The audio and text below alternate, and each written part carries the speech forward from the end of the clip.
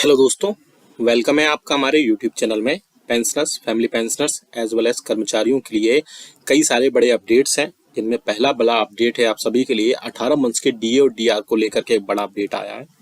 साथ ही साथ दूसरा बड़ा अपडेट फिटमेंट फैक्टर 3.68 और फिटमेंट फैक्टर 3 को लेकर के आया है। आपको जानकारी के लिए बता दूं कि फिटमेंट फैक्टर ही वो क्रूशियल रोल प्ले करता है जिससे आपकी पेंशन, आपकी सैलरी और आपकी बाकी चीजें जो एरियर्स वगैरह हैं वो बढ़ते हैं। वो फिटमेंट फैक्टर ही होता है। उस पर एक बड़ा अपडेट निकल कर आ रहा है। साथ ही साथ बड़े अपडेट्स हैं जो पेंशनर्स ने कमेंट्स किए थे, उनको कुछ जानकारियां चाहिए थी। आपने देख सकते हैं कि आपके भी कमेंट्स इसमें होंगे। आपको अगर कोई डाउट है तो आप हमें कमेंट करते हैं और हम उनका आंसर नेक्स्ट वीडियो में देने की कोशिश करते हैं। तो कई सारे कमेंट्स लिए गए हैं इसमें जिनका इसमें हम आंसर देने की कोशिश करेंगे। साथ ही साथ इसमें फिक्स्ड मेडिकल अलाउंसेस को लेकर भी एक बड़ा अपडेट है और इसके अलावा ओल्ड पेंशन स्कीम को लेकर भी एक बड़ा इसमें अपडेट देने वाला हूं मैं। थोड़ा सा वीडियो लॉन्ग हो जाएगा, लेकिन आपके लिए इसमें बहुत ही इंफॉर्मेशन वाली जो है अपडेट्स होंगी। साथ ही साथ कई सारे आपको जानकारियां देखने को इस वीडियो में मिलेंगी, इसलिए इस वीडियो को पूरा लास्ट तक देखिएगा। और अगर चैनल पर पहली बार आए या पहली बार हमारे वीडियो को देख रहे हैं तो आपसे एक रिक्वेस्ट है कि आप हमारे चैनल को फ्री में सब्सक्राइब जरूर करिएगा। सब्सक्राइब करने के लिए आपको ब्लैक बटन को प्रेस करना है सब्सक्राइब के, जो कि आपके स्क्रीन पर दिखाई दे रहा होगा। साथ ही साथ आप हमारे लेटेस्ट इन्फॉर्मेशन आप तक पहुंचे उसके लिए आपको घंटे के निशान को प्रेस करना है, तभी आपके पास हमारी वीडियोस की लेटेस्ट इन्फॉर्मेशन या लेटेस्ट अपडेट्स आपके फोन पर आ पाएगी और आप हमारे वीडियोस को इसी तरीके से आगे कंटिन्यू वॉच करते रहेंगे।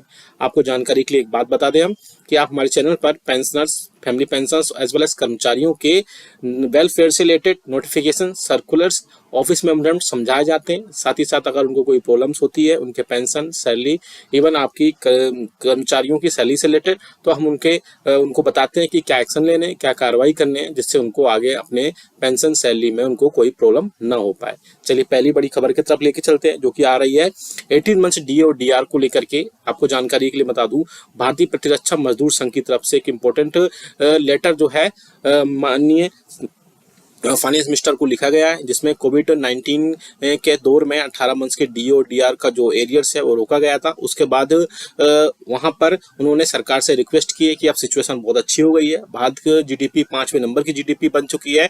ऐसे में पेंशनर्स और फैमिली पेंशनर्स का, कर्मचारियों का 18 मंथ्स का डी और डीआर का एरियर्स जो है सरकार को देना चाहिए, चाहे भले वो 3 से 4 अलग अलग इंस्टॉलमेंट में देना चाहिए, ऐसा यूनियंस और फेडरेशन कहती रही है। हालांकि इस लेटर के अकॉर्डिंग जो फाइनेंस मिनिस्टर को ऑनरेबल फाइनेंस मिनिस्टर को गया है लेटर्स, उसमें कई सारी चीजें और भी हैं, जिसमें बताया गया है कि कैसे क्रूशियल रोल प्ले किया कर्मचारियों ने कोविड के टाइम पे।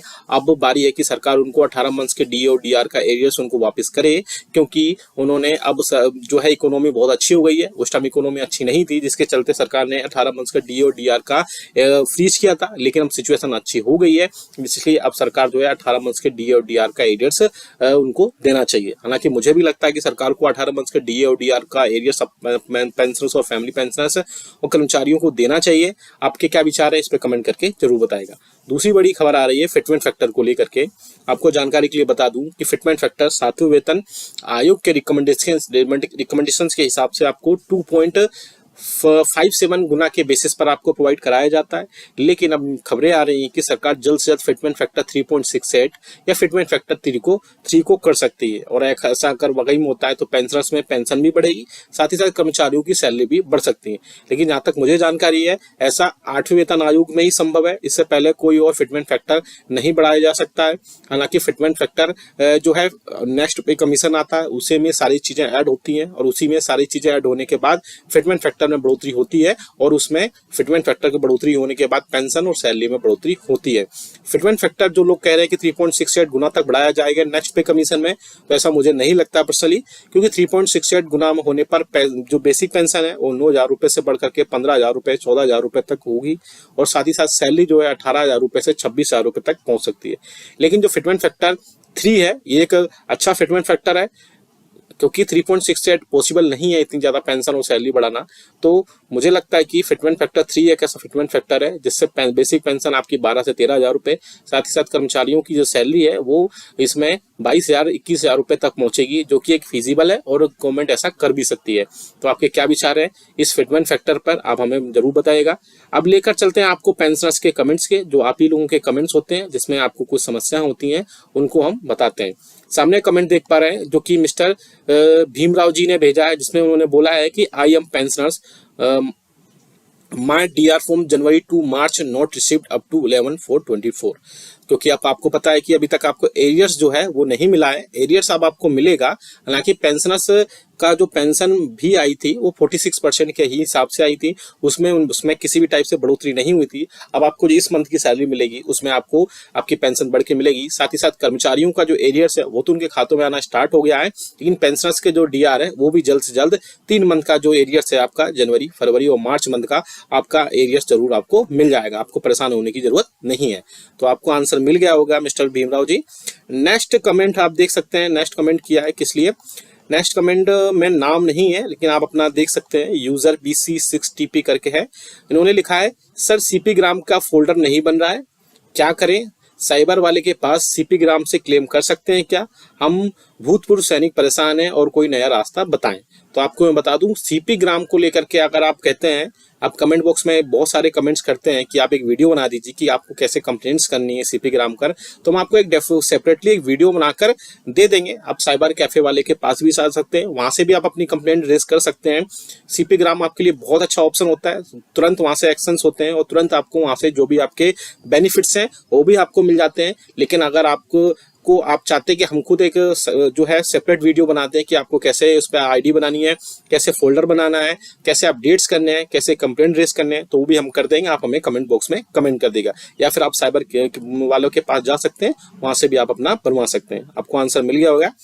नेक्स्ट हम देख सकते हैं, मिस्टर सतीश कुलकर्णी ने जी ने एक जो है कमेंट किया था और उन्होंने पूछा था कि अब तक तो 4% बाकी भी नहीं मिला। तो मैं आपको पहले ही बता चुका हूं कि आपको 46% महंगाई भत्ते और महंगाई राहत के साथ ही आपको मार्च की पेंशन मिली है। अब आपको इस जो मंथ की पेंशन है यानी अप्रैल मंथ की पेंशन है वो आपको क्लियरली मेंशन है कि आपको इसमें बिल्कुल मिल जाएगी। आपको और जो बाकी एरियर्स है वो भी आपको इसमें प्रोवाइड करा दिया जाएगा। आपको इसमें कोई भी आपको डरने की जरूरत नहीं है, आपकी पेंशन आपको मिल जाएगी। तो मिस्टर सतीश कुलकर्णी जी का आंसर आपको मिल गया होगा।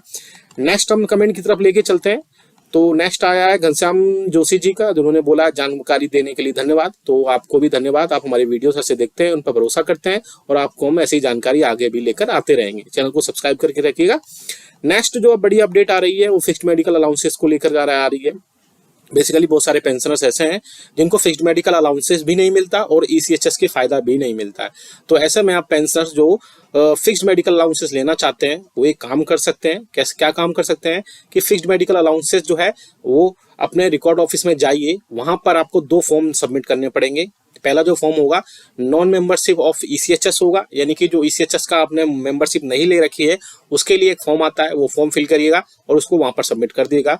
दूसरा जो है आपको सर्टिफिकेट देना है, non payment certificate from bank CPCC, यानी आपको जो आप बैंक से एक नॉन पेमेंट सर्टिफिकेट मिलेगा वो आप वहां पर सबमिट कर देंगे, जिसके चलते वहां पर आपको सारे अपडेट्स मिल जाएंगे और आप वहां पर अपना fixed medical allowances record office में सबमिट करिए डॉक्यूमेंट्स दोनों, और आपका फिक्स्ड मेडिकल अलाउंसेस स्टार्ट हो जाएगा और आपके खाते में जो भी फिक्स्ड मेडिकल अलाउंसेस के रूप में पैसे मिलते हैं वो आना स्टार्ट हो जाएंगे। और अगर आप ECHS की फायदा ले रहे हैं तो आप वो लेते रहिए, क्योंकि ECHS ज्यादा बेस्ट है FMA से।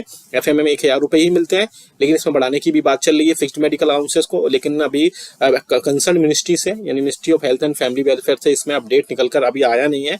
पहले इसको हुआ कि जो मीटिंग